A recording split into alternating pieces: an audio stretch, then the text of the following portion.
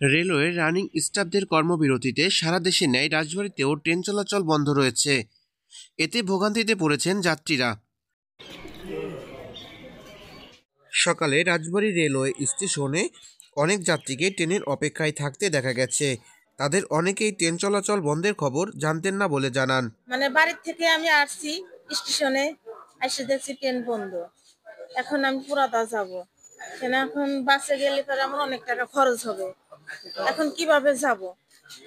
আমি এখন ট্রেনে গেলে পরে আমার একটু নিরাপত্তা হতো, সুযোগ সুবিধা একটু পাইতাম। এখন তো ট্রেন বন্ধ, এখন আমি তো জানি না। রাজবাড়ী রেল স্টেশনে এসে দেখি ট্রেন আছে কিন্তু ট্রেন যাচ্ছে না। হঠাৎ শুনি যে ট্রেন বন্ধ। এটার জন্য তো আমাদের অনেক কষ্ট হচ্ছে। হ্যাঁ, আমরা গন্তব্যে যাইতে পারতেছি না। আসছি কিন্তু ট্রেন যে বন্ধ আমি তো জানতাম না। আজকে স্টেশনে এসে দেখি ট্রেন বন্ধ। অসুবিধা কি? অসুবিধা, আমি যাইতে পারলাম না, এখন বাসায় ফেরত যাইতে হবে। টিকিট কাটছি 25 তারিখে। 25 তারিখে টিকিট আসছি, 28 তারিখে ঢাকা যাওয়ার জন্য। এখন তো কালকে সন্ধ্যায় দেখছি ট্রেন ছাড়বে, সন্ধ্যায় দেখছি ট্রেন ছাড়বে, কিন্তু এখন স্টেশনে আসে দেখি ট্রেন নাই। ট্রেন নাই, বুকতেছি, ওই জায়গায় দিলাম, বলে অনলাইনে টাকা আসবে, তোমার টিকিটের টাকা তোমার অনলাইনে আসবে। বাস পাবো কিনা পাবো খুব সন্দেহ। আর বাসে যাওয়া তো যানজট, এটা ভোগান্তি, টাকাও অতিরিক্ত লাগবে।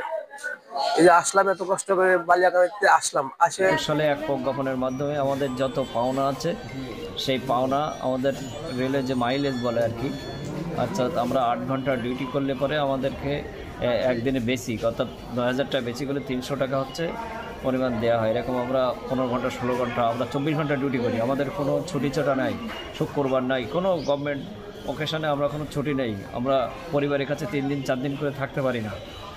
হ্যাঁ, 3 দিন 4 দিন আমাদের আউটডোরে খেতে হয়। এই সমস্ত এর জন্য রেলওয়ে আমাদের কিছু বাড়তি ভাতা এবং আমাদের এর পরে আমাদের যে মাইলেজ আনলিমিটেড মাইলেজ দিত আর কি, এবং সেটা 21 সালে এক প্রজ্ঞাপনের মধ্যে বন্ধ করে দেওয়া অর্থ মন্ত্রণালয় এবং রেল মন্ত্রণালয় আর অর্থ মন্ত্রণালয় মিলে আমাদের এই এটা 4 বছর ধরে সময় নিচ্ছে। এক মাস করে সময় নেয়, আবার দেয়। আমরা গত বছরও এক চিঠি দিয়েছিল অর্থ মন্ত্রণালয়, আমরা তাৎক্ষণিকভাবে রেল বন্ধ করে দিয়েছিলাম। আবার আমাদের তাদের ঊর্ধ্বতন কর্মকর্তাদের আশ্বাসে আবার আমরা চালু করছি।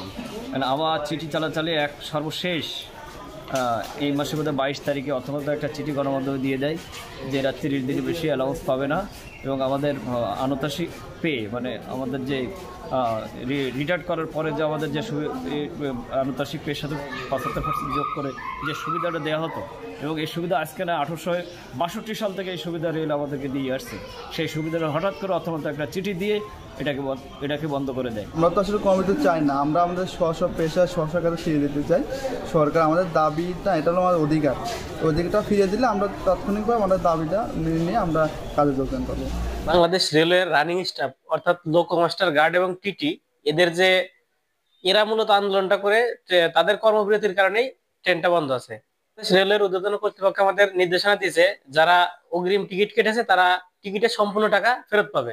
12টার আগে যে ট্রেনগুলা প্রারম্ভিক স্টেশন থেকে ছেড়েছে সেগুলা গন্তব্য স্টেশন পর্যন্ত পৌঁছায় দেওয়ার তারা বলছে, তারা পৌঁছায় দেবে।